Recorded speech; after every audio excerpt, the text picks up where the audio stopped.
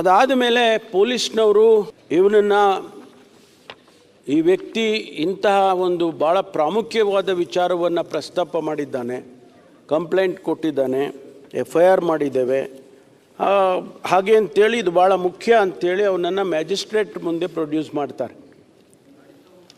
Magistrate ಮುಂದೆ produce ಮಾಡಿ ಅವನಿಂದ ಹೇಳಿಕೆಯನ್ನು ತಗೊಳ್ತಾರೆ.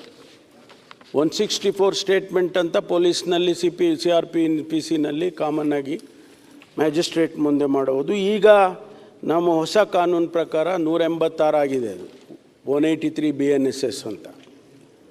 ಆ ಸ್ಟೇಟ್ಮೆಂಟನ್ನು ರೆಕಾರ್ಡ್ ಮಾಡ್ತಾರೆ.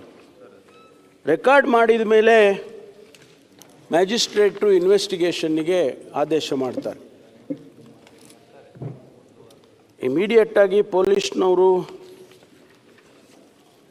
ಇನ್ವೆಸ್ಟಿಗೇಷನನ್ನು ಪ್ರಾರಂಭ ಮಾಡ್ತಾರೆ. ಈ ಮಧ್ಯೆ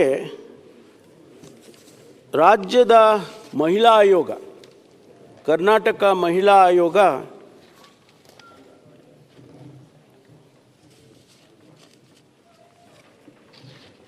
ರಾಜ್ಯದ ಮಹಿಳಾ ಆಯೋಗ ಅಧ್ಯಕ್ಷರು ಮಾನ್ಯ ಮುಖ್ಯಮಂತ್ರಿಗಳಿಗೆ ಒಂದು ಪತ್ರ ಬರೀತಾರೆ.